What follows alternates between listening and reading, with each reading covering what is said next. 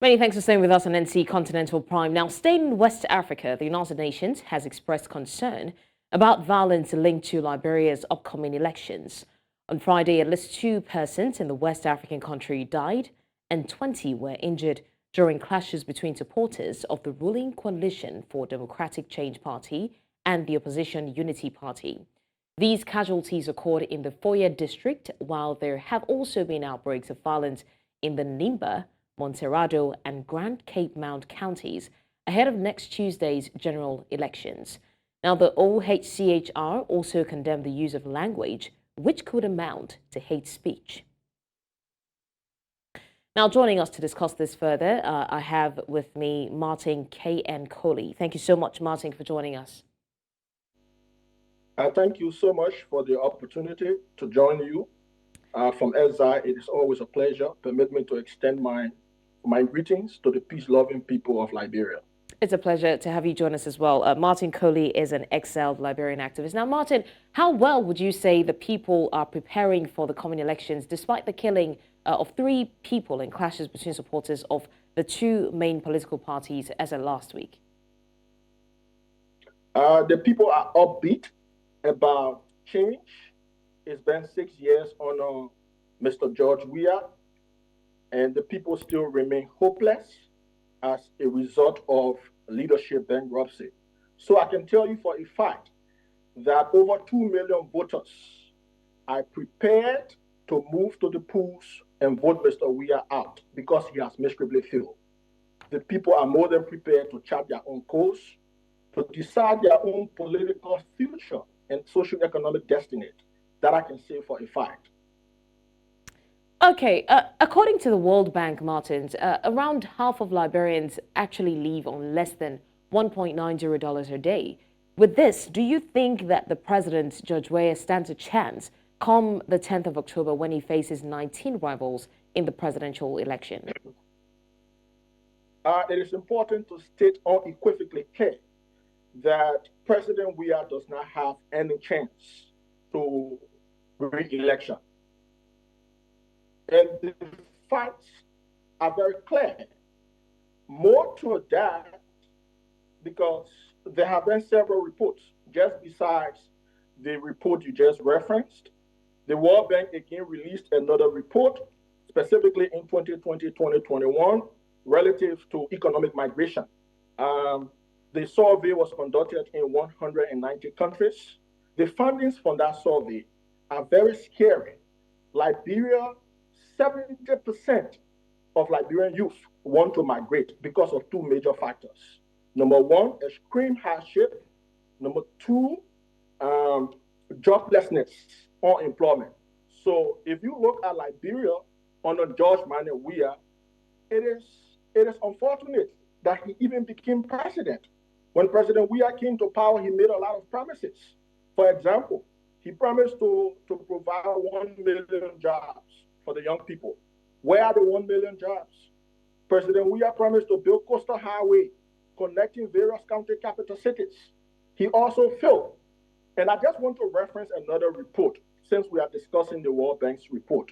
A leading firm, research firm in Africa, Afrobarometer, released a report about whether the country is moving in the wrong direction. 8 over 10 said the country is moving in the wrong direction. This means 80% of Liberians disapprove of President Weah's leadership because he has miserably failed. This is a president who cares less about fighting corruption. He has lost the war against corruption. He has lost the war against poverty. He has lost the war against drugs. Let me just indicate on this platform that Liberia lost a 100 million worth of drug case simply because the president and other top brass are linked. His chief of protocol imported drugs to the country recently, and she's still serving in that position. Liberian youth are being destroyed as a result of push. So too many factors will allow Liberians to vote against President Weah. Too many factors, especially the issue of drugs, the issue of corruption, the issue of inequality.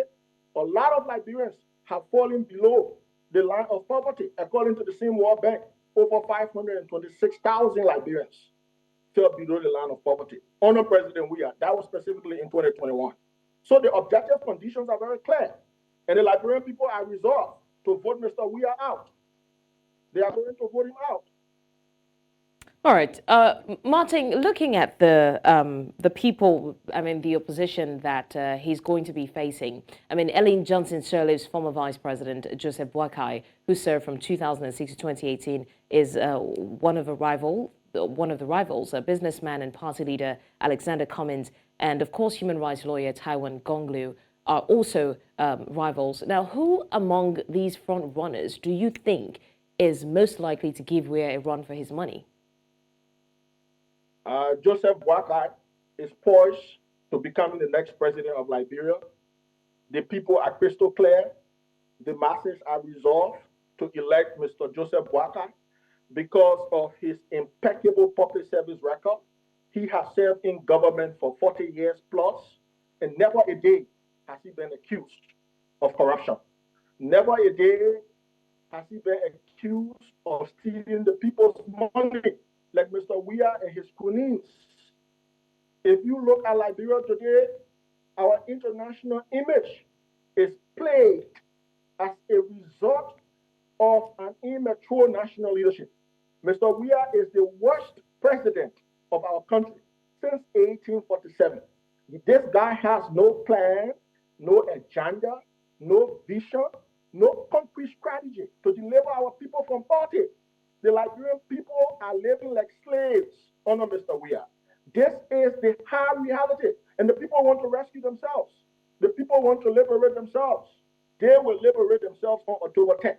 And the pathway to that liberation is Joseph Boakai. Go and look at his policy. Mr. Weah does not have any policy, no manifesto, no plan.